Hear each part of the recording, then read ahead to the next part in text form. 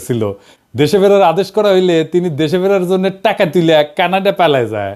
Canada গিয়া হাসিনার এই লেসপেন্সার রাজনৈতিক শরণার্থীর আবেদন করেছে। এটা আমার কথা না, দেখেন এই ভালসিনেরিয়া পররাষ্ট্র উপদেষ্টা তহিদ সাহেব কি বলে। সম্প্রতি মরক্কোর বিদায়ী রাষ্ট্রদূত আপনাদের সরকারের সমালোচনা করে ফেসবুকে পোস্ট দিয়েছেন। তিনি বলেছেন যে শুধু একটি বই লেখার জন্য, তাও অনেক দিন আগে, তার চাকরি চলে গেছে এবং ইউনূস সরকার দেশে বিদেশে ষড়যন্ত্রের মাধ্যমে ক্ষমতায় এসেছেন, টিকে থাকছেন। আসলে আপনি যে এইরকম কতজন যদি বলেন তাহলে উনি একমাত্র এই কাজ করেছেন। আমি আশা করি যে প্রফেশনাল কোনো ডিপ্লোম্যাট এরপরে এই কাজ করবে না আর কেউ। তারপরে আমাদেরকে অবশ্যই চোখ কান খোলা রাখতে হবে। উনি যে করেছেন এটা আপনাকে আমি এটুকু বলতে পারি যে উনি চলে যাওয়ার 3 সপ্তাহ আগেও একজন উপদেষ্টার কাছে তদবির করেছেন তাকে যেন অন্য কোথাও পোস্টিং দেওয়া হয়। সবচেয়ে বড় কথা, তাকে কিন্তু চাকরিচ্যুত করা হয়নি। তাকে চাকরিচ্যুত করার পরে যে উনি এটা করেছেন তা না, অথবা যে উনি যে রিজাইন করেছেন তাও না। বিষয়টা হচ্ছে যে উনি কিন্তু স্বাভাবিকভাবে তাকে ঢাকায় বদলি করা হয়েছে। সরকার যে কাউকে যে কোনো সময় বদলি করতে পারে, তাকে ঢাকায় বদলি করা হয়েছে। উনি দায়িত্ব ত্যাগ করেছেন নিয়ম অনুযায়ী, টিএডিএ নিয়েছেন এবং তারপরে উনি ঢাকায় না এসে কানাডাতে গিয়ে এই কথাগুলি বলছেন। এটা স্পষ্ট কারণ হচ্ছে যে উনি আসলে কানাডাতে আশ্রয় নিতে চান। এবং এখানে একটু ছোট্ট তথ্য আমি অ্যাড করে রাখি।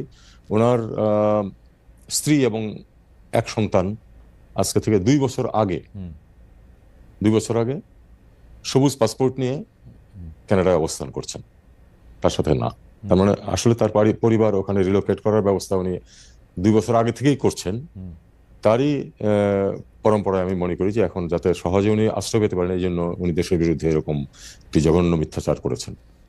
আমি আমার আগের ভিডিওতে কইছিলাম যে এই হারামজাদা নতুন হাউন আঙ্কেল রাজনৈতিক শরণার্থী হিসাবে আবেদন করবে, আর এই আবেদনটা গ্রহণযোগ্য করার পিছনে তহিদ সাহেব আপনার পররাষ্ট্র সচিব জসিমের ভূমিকা আছে। আপনি তো নিজেই স্বীকার করলেন যে তহিদ সাহেব যে হারুনের পরিবার 2 বছর আগে তাদের পাসপোর্ট বদল করেছে। যদি আপনার মন্ত্রণালয় জানে যে হারুনের পরিবার কূটনৈতিক পাসপোর্ট বদলে সাধারণ পাসপোর্ট নিছে, তাইলে আপনার মন্ত্রণালয় এটাও জানতো যে হারুন পলাবে। ধরে নিলাম আপনারা জানতেন না, তাইলে আপনারা নিশ্চয়ই এটা জানতেন যে একজন কূটনৈতিক পলানোর পর তার পাসপোর্ট বাতিল করা হইলে তার রাজনৈতিক শরণার্থী হিসেবে গ্রহণযোগ্য হওয়ার সর্বোচ্চ সুযোগ তৈরি হয়। আর এই সুযোগ তাকে তৈরি করে দিছে আপনার পররাষ্ট্র সচিব হারামজাদা জসিম। দেখেন তহিদ সাহেব, আপনার পলানো রাষ্ট্রদূত ইউনূস স্যারকে অবৈধ কইছে। আমাদের মতো বিপ্লবী জনগণকে সে বলে সন্ত্রাসী আর জঙ্গি। আর এই হারামজাদা হারুনকে কানাডায় থাকার বৈধতা নিশ্চিত করিচ্ছে এই হারামজাদা জসিমে তো কিছু কই নিয়ে আজকে এডিটর সাহেব ও জাউরা সিল মেরে দেন, আরো মারেন, আরো এটা মারেন। গত 3রা এবং 20শে মার্চ আমি পররাষ্ট্র সচিবের ভারতের দালালির কিছু প্রমাণ তুলে ধরছিলাম এবং তার অপসারণের জন্য সরকারকে সময় বেঁধে দিচ্ছিলাম। সরকার আমার কথা শোনেনি। সরকার কখনোই আমার কথা শোনে না, শোনে ভুট্টো সাহেবের কথা। এই ভুট্টো সাহেব আর অন্য কেউ না, তিনি আমাদের পররাষ্ট্র উপদেষ্টা তহিদ সাহেব। তিনি ভুট্টো হইলেও পুরোপুরি হইতে পারেন নাই। তিনি বেশ কিছু বিষয়ে ব্যবস্থা নিয়েছেন বলে জানা যায়। আমি 4 নম্বর পেরেক মারিছিলাম আহমি দালাল আর গোপালী মাল BM জামালকে ওরে নিয়া, যে জুলাই বিপ্লব চলাকালীন দুবাইতে পুলিশের কাছে 57 জন প্রবাসীকে ধরাই দিছিলেন।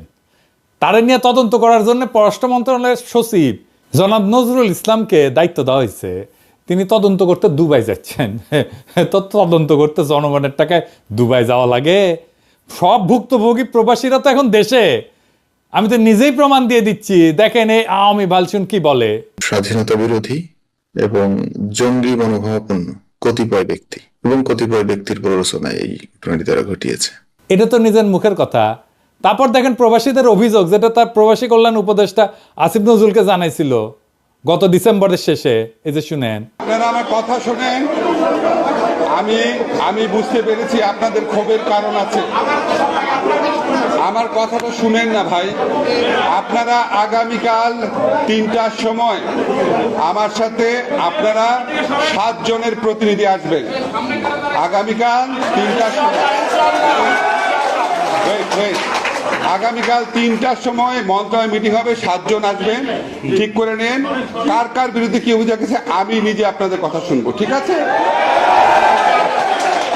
তারপর প্রবাসী কল্যাণ মন্ত্রণালয় থেকে চিঠি দেওয়া হয়েছিল, এই যে এটা এত কিছু প্রমাণ থাকার পরেও যদি আবার দুবাইতে অফিসার পাঠানো লাগে তাহলে তো আর কিছু বলার থাকে না। মানে টাকা কি খোলাম কুচি, মানে বাংলাদেশের জনগণের ট্যাক্সের টাকা কি খোলাম কুচি, দুবাই যাবে, দুবাই যে বেড়ে আসবে। হ্যাঁ, আমরা অপেক্ষায় থাকলাম যে তদন্ত কমিটি কি প্রতিবেদন দেয়। আর একদিন লাগলো কেন জসিম সাহেব? একদিন ঘাপটি মেরে বসেছিলেন জামালকে বাঁচানোর জন্য। বলছিলাম না আপনি জামালকে আপনার মধ্যে হামদায় রাখছিলেন, আপনার স্বৈরাচারী নারীর ভিতর থেকে সব দালাল বাইর করে নিয়ে আসবো, কথা দিছিলাম। মনে রাখতে বলছিলাম না যে আমি জাউরা নিধন কর্মসূচিতে এক্সপার্ট। আজকে আরো জসিমা তোর জাউরামি ধর্ম। আজ এই ভিডিওর পর এমন প্রমাণ দিব যার পর বাংলাদেশে কোনো শক্তি নাই, বিএনপি হোক, জামাত হোক, এনসিপি হোক, এমনকি উপদেষ্টা পরিষদ কেমনে রক্ষা করে জসিমকে তা আমি দেখবার চাই। কইছিলাম না লড়াই হবে জনগণ বনাম কায়েমি আমলার স্বৈরাচারের দালালদের। আজকের প্রমাণের পর জসিম মিয়া টাইম কলে শেষ, নাইলে এই সরকার তার গ্রহণযোগ্যতা আর নিরপেক্ষতা হারাবে। আর সেই সাথে সরকারের আদর্শ সম্পর্কে জনগণের কাছে যেই বার্তা পৌঁছাবে তা আশা করি কেউ কামনা করে না। উপদেষ্টা তৌহিদ হোসেন আজকের ভিডিও চুপ কইরা নোট খাতা নিয়ে নখ কইরা বৈশা বৈশা দেখেন আর মনে মনে আপনার সকল বুদ্ধি সাজান। জসিমের পাশায় লাথি মেরা খেদাবেন নাকি জনতার সামনে এসে দাঁড়াবেন, দেখি কতটা মরদ হয়েছেন আপনারা। চলেন আল্লাহর নামে শুরু করি। আমি গত 2 ভিডিও মোট 5টা পেরেক মারিছিলাম, তাই না? হ্যাঁ, তো প্রথম 2টা পেরেক আমি প্রমাণ করেছিলাম যে জসিম নিজে একটা আওয়ামী দালাল। এখানে আমি দেখেছিলাম যে সে কিভাবে 5ই আগস্টের আগে 2রা আগস্ট ওই যে সোহরাওয়ার্দীর বডিগার্ড জয় বাংলা হওয়ার দুঃখে ফেসবুক প্রোফাইল কালো করে ফেলেছিল। আমি আরও দেখেছিলাম কিভাবে জসিম পররাষ্ট্র সচিবের দায়িত্বে আসার পর আওয়ামী প্রেসিডিয়াম কমিটির সদস্য মাজেদা রফিকুন্নেসাকে বঞ্চিত কর্মকর্তা হিসেবে পদোন্নতির সুপারিশ করেছিল।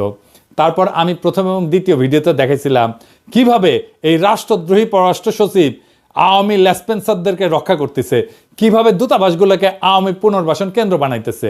এর মধ্যে বারবার যেই নামটা উঠে আসতেছে তাও হইল জসিমের প্রথম মহাপরিচালক প্রশাসন নাজমুল হক।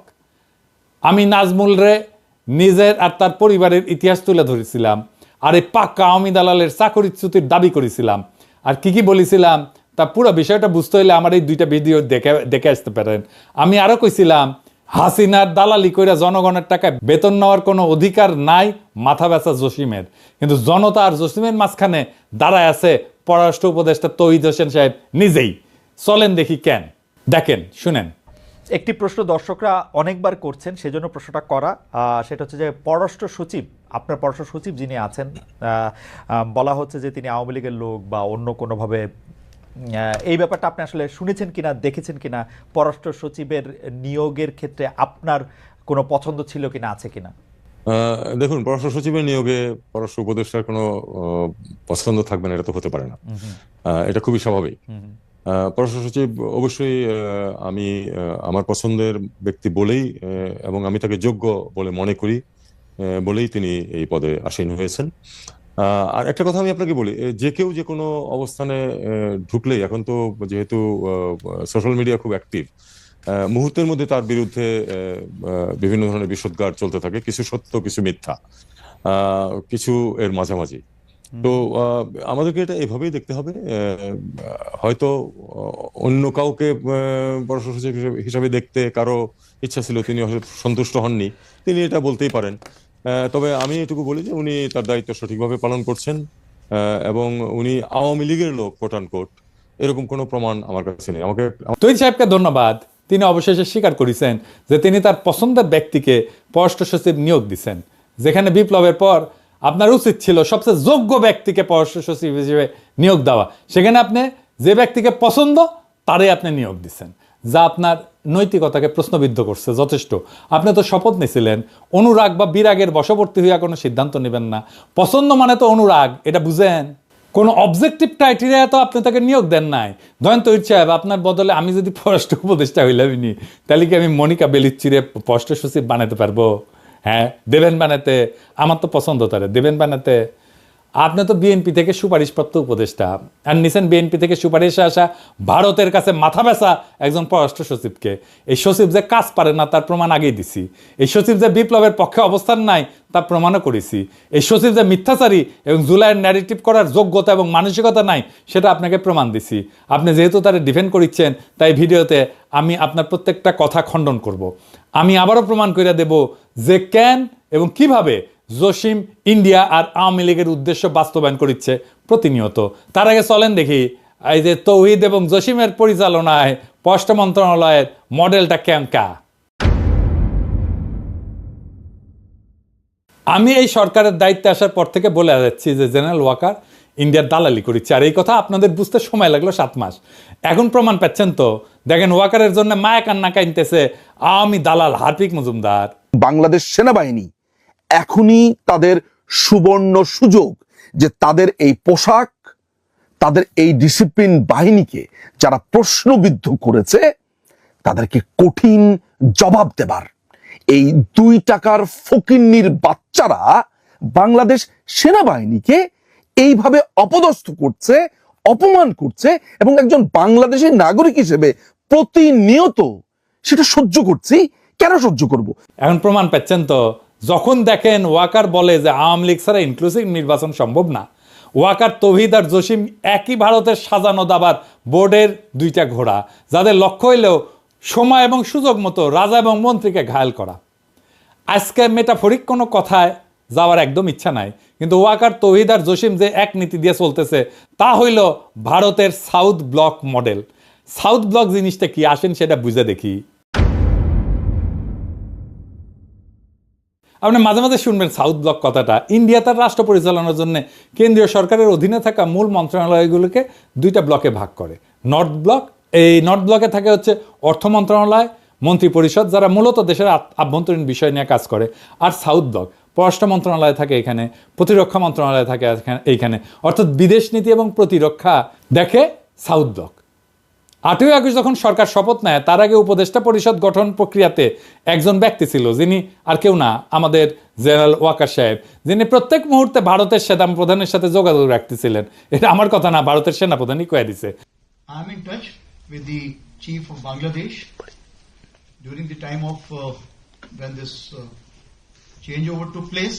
I was in constant touch with him, and even thereafter in November 24 we had a video conference also. As far as the military cooperation is concerned, is again going up in the same way. Our officers have moved there for the NDC also. There is no let up on that side.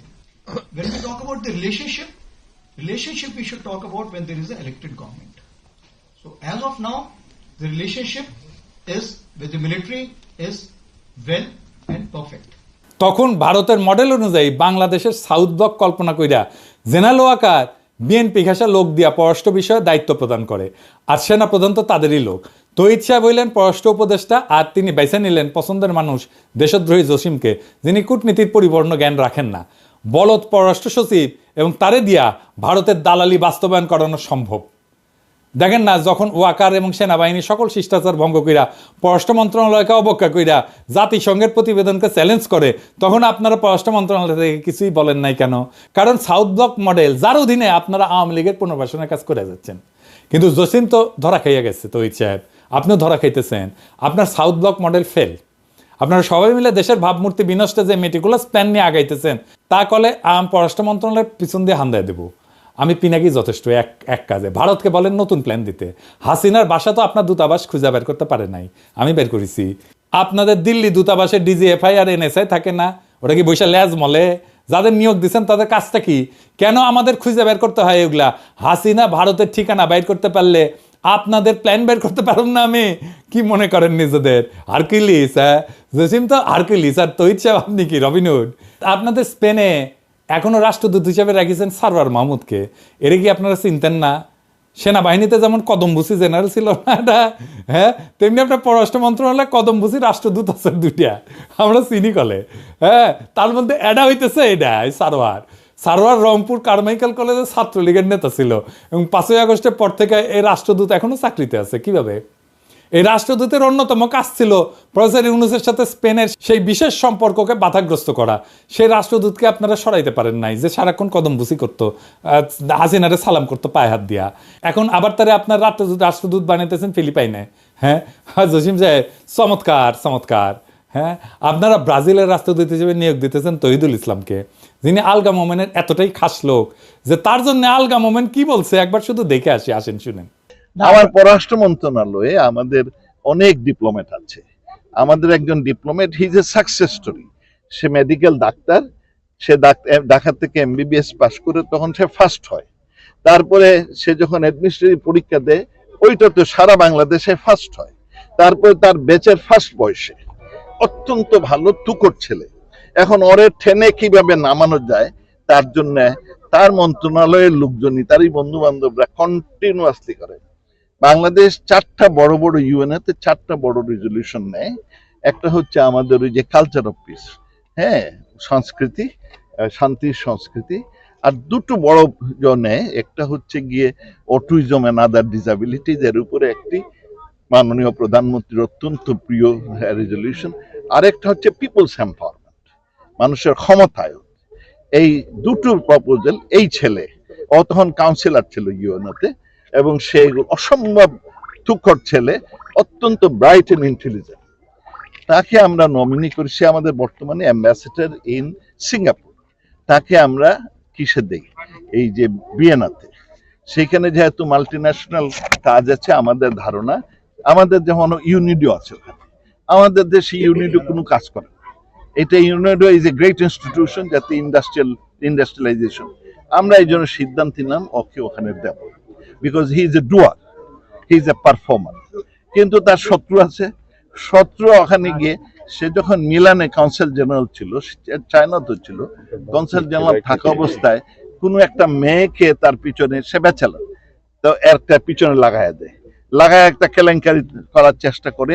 তখন তাকে withdraw করা হয়, suspend করা হয়, অনেক investigation হয়, সরকারের অনেক আপনাদের টাকা, ট্যাক্সপেয়ারের টাকা খরচ করা হয়। পরে দেখা যায় একেবারে বানোয়াট, একেবারে অলিক। So he has bin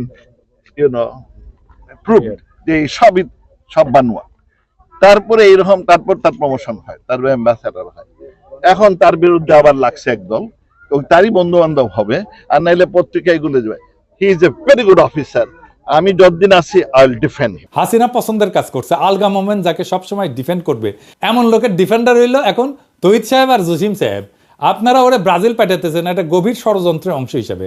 Brazil হইল দক্ষিণ আমেরিকাতে বাংলাদেশের একমাত্র দূতাবাস, যেখানে এই সরকারের বিরুদ্ধে গোপনে অপকর্ম করার জন্য আলগা মোমেনের এই খাস লোকের সেইখানে পদায়ন দেওয়া হইতেছে। ওইখানে ভারতের দূতাবাস আছে মোট 11টা।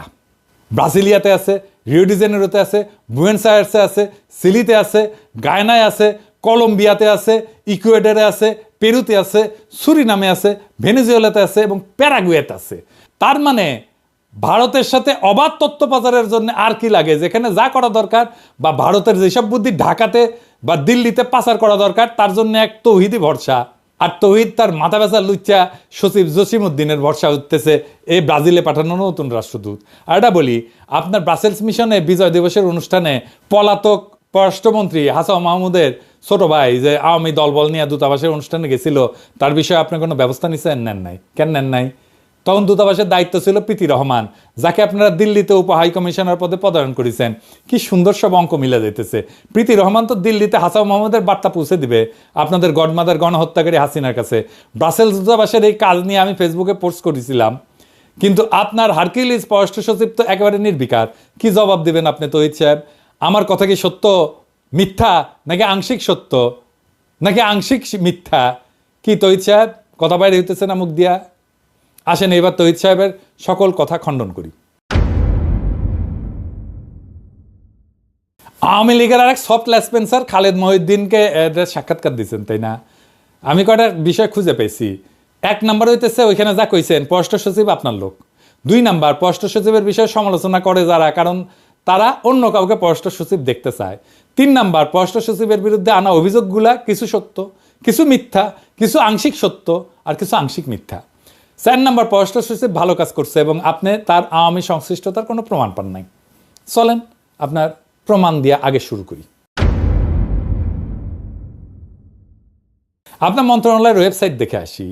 চলেন আজকে স্ক্রিনশট দেখাবো না, এইটা সাহেব আপনি একদম লাইভ দেখান ওয়েবসাইটটা, ব্রাউজ করব আর আপনাকে প্রমাণ দিব। এটা মজার কথা বলি তো সাহেব, টেনশন কমবে। ওয়েবসাইট দেখে আমি ভাবিছিলাম যে কোন ওয়েবসাইট ব্যবস্থাপনার দায়িত্ব দিলে এমন কাজ করতে পারে। তাও দেখলাম যে আপনি তো আইসিটি বিভাগ দেখার দায়িত্ব দিচ্ছেন হাসিনার সেরা স্পেন্সার নাজমুলকে। এই নাজমুলকে চাকরিচ্যুত করার জন্য আমি কতবার আপনারে কইলাম, কিন্তু না, আপনাদের তো ভারতের দালাল লাগবে, তাই না? তো চলেন দেখি তো এই জসিমের স্বৈরাচারী পুনর্বাসন কর্মসূচির মূল কারিগর গত 7 মাস ধরে ওয়েবসাইটে আমাদের জন্য কি ঝুলায় রাখিছে। হ্যাঁ, আর এই যে মুনতাসির, দেখেন এই মুনতাসির হইতেছে ভারতের গণস্বাস্থ্য বিষয়ক পরামর্শক প্রতিষ্ঠানে গ্লোবাল উপদেষ্টা হিসেবে কাজ করিচ্ছে। মুনতাসির, তুমি এটা করবে পারো। এই প্রতিষ্ঠানের জন্ম হয় 2014 সালে, যখন মুনতাসির নয়াদিল্লিতে পদায়িত ছিল। এই মুনতাসির, তুমি তো ব্যবসা প্রশাসনের ছাত্র, গবেষণা করিছো আন্তঃসীমান্ত বাণিজ্য নিয়ে, গণস্বাস্থ্য নিয়ে। তোমার পরামর্শক প্রতিষ্ঠানে তোমার কাজ কি? তুমি তো গণস্বাস্থ্যের কিছু জানো না। তো এই ছেলের বিষয়ে পুরো অনুসন্ধান চালান, আমি আর আজকে কিছু কইলাম না। কিন্তু সরকারি পদে থেকে এই ছেলে কিভাবে ডিপ্লোম্যাট পরিচয় দিয়া ভারতের মতো দেশের প্রতিষ্ঠানে পরামর্শক হইতে পারে? কে তারে অনুমতি দিল? মন্ত্রণালয় দিছিল? কবে দিছিল? দেখবার চাই একটু। এই খবর আমাদের জানতে হবে তহিদ সাহেব।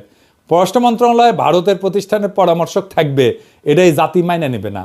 আর এইগুলা বাইর করা কি আমার কাজ? তাইলে তো আপনারা বেতন নেন কেন? আবার মুনতাসিরকে পদোন্নতির জন্য সুপারিশ করেছে আপনার সচিব জসিম। আর কত দেখাইতে হবে আপনারে তহিদ সাহেব? এইভাবে আপনার পছন্দের পররাষ্ট্র সচিবের ভারত দালালি জনসম্মুখে প্রকাশিত হওয়ার পর আপনি কেমনে চুপ থাকেন? চলেন এবার আপনারে এই যে আইসিটি নাজমুলের আইসিটি কার্যক্রম দেখাই। এই জিনিস দেখার পর আপনি কিভাবে নিষ্ক্রিয় থাকবেন তা জাতি জানতে চায়। পররাষ্ট্র মন্ত্রণালয়ের ওয়েবসাইটে গেলে সবার উপরে পাবেন অ্যাবাউট আস, মানে আমাদের সম্পর্কে কথা। সেখানে ঢুকলে আপনারা দেবেন কান্ট্রি প্রোফাইল। এইটা সাহেব ওটি আসেন এনা দেখি, অর্থাৎ বাংলাদেশের পরিস্থিতি। চলেন দেখি সেখানে কি লেখা আছে। ইংরেজিতে লিখেছে, ইংরেজি যেহেতু লিখেছে তাহলে ঠিকই লিখেছে। আসেন দেখি ইংরেজিতে কি লিখেছে, পড়বে পারি কিনা জানি না। ভাষা আন্দোলন নিয়ে কইছে ল্যাঙ্গুয়েজ মুভমেন্ট, বুঝছাও? The language movement of 1952 to recognise Bangla as a state language may be termed as the first step towards independence. Political and economic deprivation of Bengalis prompted Bangabandhu Sheikh Mujibur Rahman, the father of the nation, to put forward in 1966 his historic 6 points, the Magna Carta, which in effect structured the foundation of East Pakistan's future independence. আমি sure এখন এখন তহিদ সাহেব উঠি একটা গান দিবি, যদি রাত পোয়ালে শোনা যেত বঙ্গবল্টু মরে নাই, আমি মরি নাই, ওইটা দিবে, বুঝছাও? তার মানে শরদিক বডিগার্ডকে আপনারা বাংলাদেশের পরিস্থিতিতে তেল মেটতে মেটতে মেটতে মেটতে ঢইলা পড়ে যাইতেছেন, কাজ হয়ে যাইতেছেন। মুজিবের 6 দফাকে মেঘনা ঘাটের সাথে তুলনা করতেছেন। আরও আছে আসেন। Bangabandhu declared a historic public meeting held at Ramna Racecourse, renamed Sohrawardi Udyan, on 7 March 1971, attended by around 2 million people. The struggle, this tune, is the struggle for freedom. The struggle, this tune, is a struggle for independence. It was a de facto declaration of independence. এইখানে আপনারা কইতেছেন যে সোহরাওয়ার্দীর bodyguard স্বাধীনতার ঘোষক, যা 7ই মার্চের ভাষণের সময় দিছিলেন, তাই না? হ্যাঁ, এরকম একটা মিথ্যা প্রচার করতে আপনাদের লজ্জা লাগে না? বাংলাদেশের স্বাধীনতার ঘোষক হইলেন শহীদ রাষ্ট্রপতি জিয়াউর রহমান, এবং তিনি বিএনপির প্রতিষ্ঠাতা। যে বিএনপি যারা আপনার মতো বাতিল মানকে পররাষ্ট্র উপদেষ্টা বানাইছে, কেমন লাগে? হ্যাঁ, এখন বিএনপি নেতারা দেশ স্বাধীন হয়েছে, ছাত্ররা স্বাধীন করিয়া দিছে, এখন এটা কি আমাদের দায়িত্ব আপনাদের জন্য ইতিহাস ঠিক করিয়া দিমু? আপনারা তো ইতিহাস গড়তে উপদেষ্টা বসাইছেন, সচিব বসাইছেন, আর তারা ভারতের দালালি করে বাংলাদেশে আওয়ামী পরিস্থিতি প্রচার করতেছে। আরও আছে, ওয়েবসাইটের একদম শেষ হয় নাই। হ্যাঁ, father of the nation Bangabandhu Sheikh Mujibur Rahman was the founder president of Bangladesh. He was subsequently assassinated on 15th of August 1975 by a group of conspirators. অর্থাৎ এইখানে আবারও বলা হচ্ছে সোহরাওয়ার্দীর বডিগার্ড, জাতির পিতা এবং কিছু ষড়যন্ত্রকারী তাকে 1975 সালে 15 আগস্ট হত্যা করেছে। হ্যাঁ, কি আর কমু, আওয়ামী বয়ানের ইতিহাস এখনো ফেরি করিচ্ছে বিএনপির মনোনীত উপদেষ্টা, বিএনপির মনোনীত সচিব। তৈত সাহেব, আপনার আর আপনার মাথা ব্যথা পররাষ্ট্র সচিব তো রাষ্ট্রদ্রোহী। দাঁড়ান একটু দম নিয়ে নি। আপনাদের এই লেসপেন্সারি দালালি দেখার জন্য 5ই আগস্ট হয়েছিল। আপনার যে ভারতের কাছে দেশ বেচবেন এজন্য ছাত্রর পান দিছিল। পুরা দেশ চিনে রাখেন জুলাই বিপ্লবের বিপক্ষের শক্তি কারা। পুরা দেশ দেখুক যে জনগণের সামনে আওয়ামী সন্ত্রাস আর গণহত্যাকে ফিরে আনতে কারা কাজ করতেছে। জসিম কইছিল না যে সে ন্যারেটিভ তৈরিতে সফল হয়েছে, জসিমের সফলতার ন্যারেটিভ দেখায় দিলাম। এই তোর সফলতারে হারাম জাদা। হ্যাঁ, এই ওয়েবসাইট হইল বাংলাদেশকে চেনার, বাংলাদেশ সম্পর্কে জানার মূল ওয়েবসাইট। আমরা যখন কোনো দেশ সম্পর্কে জানতে চাই তখন সবচেয়ে নির্ভরযোগ্য তথ্যের জন্য পেশাজীবীরা সেই দেশের পররাষ্ট্র মন্ত্রণালয়ের ওয়েবসাইট দেখে। আমরা যতই ব্যবসা বাণিজ্য, জাতিসংঘ রিপোর্ট, আন্তর্জাতিক অপরাধ ট্রাইব্যুনাল, স্বৈরাচারের বিচারে এই কথাগুলো বলি না কেন, যখন এই বিষয়গুলো বিদেশিরা বিবেচনা করে তখন তারা সরকারের ওয়েবসাইটে থাকা ন্যারেটিভগুলো দেখে। আওয়ামী লীগ কীভাবে নিষিদ্ধ হবে? যদি পররাষ্ট্র মন্ত্রণালয়ের ওয়েবসাইটে বাংলাদেশ পরিচিতি অংশে ফ্যাসিস্ট আওয়ামী লীগের নাম 3 বার উচ্চারিত হয় আর ফ্যাসিস্টের স্লোগান জয় বাংলা লেখা থাকে, এইগুলা হইল আওয়ামী লীগকে নিষিদ্ধের প্রক্রিয়াকে বাধাগ্রস্ত করা আর ফ্যাসিবাদী শাসন কায়েম করার কৌশলী পদক্ষেপ, যা তৌহিদ সাহেব, জসিম সাহেব এই গং মিলে বাস্তবায়ন করিচ্ছে। কি মির্জা ফখরুল সাহেব, তৌহিদ সাহেব আর জসিম সাহেবকে আপনারা সরাবেন নাকি আমাদের কিছু করা লাগবে? নাকি স্বাধীনতার এই ইতিহাস আপনাদের কাছে এখন গ্রহণযোগ্য? আপনাদের সামনে এখন অগ্নি পরীক্ষা, জনগণ দেখতেছে। ফখরুল সাহেব, জনাব তারেক রহমান, আপনার বিএনপির রিকমেন্ডেশন দেখেন। আপনারা যদি জসিমকে আর তৌহিদের আসরান তাহলে আমরা বুঝে নেব যে আপনাদের কাছে বাংলাদেশের আসল ইতিহাস কি। জিয়াউর রহমান ব্যতিরকে বাংলাদেশের স্বাধীনতার যে ইতিহাস তৌহিদ সাহেব, জসিম সাহেব বাংলাদেশের পরিস্থিতি হিসেবে তুলে ধরছে গত 7 মাস ধরে, তো আপনারা মেনে নিচ্ছেন, তাই না? মেনে নিলে কথা নাই, কারণ ক্ষমতার মাখনে আদর্শ পিছলানো কোনো নতুন কিছু না। না হলে আপনাদের প্রতিবাদ দেখতে চাই, অন্যথায় আমরাও ভেবে নিব যে বিএনপি এখন আওয়ামী লীগের মুখ্য পুনর্বাসন কর্মকর্তা হিসেবে আপনারা নির্বাচনের পর ক্ষমতা আসলে এই ইতিহাস আমরা বদলাইতে দেব না, এরকমই থাকবে। এই তো গেল বিএনপির কথা। এবার জুলাই আন্দোলনের অগ্রসৈনিকদের দৃষ্টি আকর্ষণ করছি। তোমরা দেখো যে আবু সাইদের রক্তের ইতিহাস আজ তৌহিদ, জসিম, নাজমুলদের স্বৈরাচারী গ্রাসে পর্যদুস্ত। তোমরা দেখো মুগ্ধর আত্মত্যাগ এখন তৌহিদ, জসিম, নাজমুলদের খুনি হাসিনাকে ফিরে আনার প্রতি বিপ্লব। তোমরা দেখো তোমাদের গড়া ইতিহাস নিয়ে তোমাদের কান্দে চইরা ক্ষমতায় বসা কিছু আওয়ামী দালাল তাদের ভবিষ্যৎ নিশ্চিতের শকুনি হাসি দিচ্ছে। তোমরা দেখো তোমাদের আর নতুন বাংলাদেশের মাঝে বসে ভারতের দালালি করা কিছু হয় না কিভাবে দেশকে উপস্থাপন করতেছে। এই ঘটনা দেখার পর যদি তোমাদের রক্তে আর একটা বিপ্লব টকবক করে ফুটে না ওঠে তাহলে তোমরাও এই জাতির কাছে নিজেদেরকে কলঙ্কিত করবা। এবার তৌহিদ সাহেব, আপনার বক্তব্যের 4 দফাতে আসি। প্রথম দফা, আপনি বলছেন পররাষ্ট্র সচিব আপনার লোক, তাই তার সব কাজের দায় আপনার। এই ব্যাপারে আপনার দায়িত্ব এড়ানোর কোনো সুযোগ নাই। দ্বিতীয় দফা, আপনি বলছেন যে পররাষ্ট্র সচিবের বিষয়ে সমালোচনা আছে, কারণ যারা সমালোচনা করছে তারা অন্য কাউকে পররাষ্ট্র সচিব দেখতে চায়। হ্যাঁ চাই, কোনো সমস্যা? এরকম ভারতের দালাল আর বিপ্লবের সাথে বেইমানি করা পররাষ্ট্র সচিবকে কে রাখতে চায়? আপনি ছাড়া। এইরকম ভারতের কাছে মাথা ব্যথা পররাষ্ট্র সচিব কে রাখতে চায়? আপনি রাখতে চান।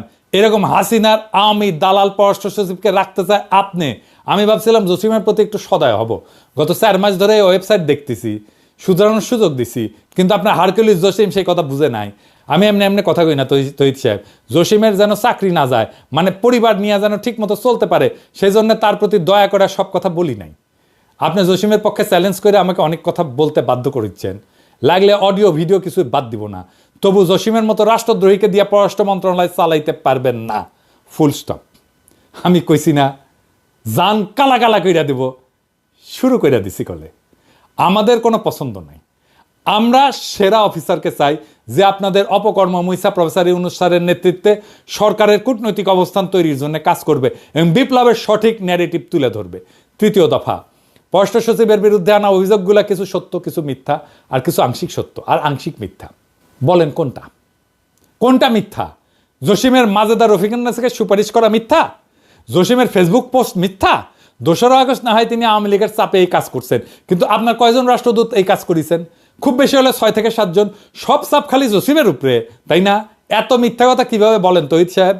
জসিম এই কাজ করছে কারণ তার কয়দিন আগে সে হাসিনারে পার্সোনালি তেল দিছে চীন সফরের সময়, আর আগস্টে আরেকবার তেল দিছে কারণ সে পররাষ্ট্র সচিব হইতে চায়। কিন্তু 5ই আগস্ট গদি উল্টানোর পর তিনি ভোল পাল্টাইতেছেন।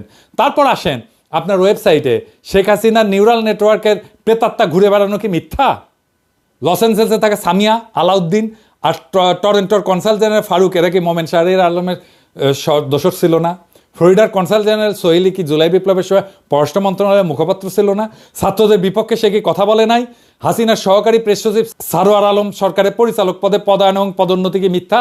নাজমুলের আওয়ামী যোগাযোগ কি মিথ্যা? বিএম জামালের রাসপেন্সারি কি মিথ্যা? কদমবুসি রাষ্ট্রদূত সারোয়ার মাহমুদের 7 মাস পদে থাকা কি মিথ্যা? আপনার ওয়েবসাইটে বাংলাদেশের ইতিহাসে প্রহসনমূলক উপস্থাপন কি মিথ্যা? বলেন তৌহিদ সাহেব। চতুর্থ দফা, আর প্রমাণ করার কিছু নাই। ওয়েবসাইট দেখাই আমি শেষ প্রমাণ দিলাম যে আপনার পররাষ্ট্র সচিব আওয়ামী দালাল। এইবার কি আপনি তারা ডিফেন্ড করবেন? করেন সাহস থাকলে।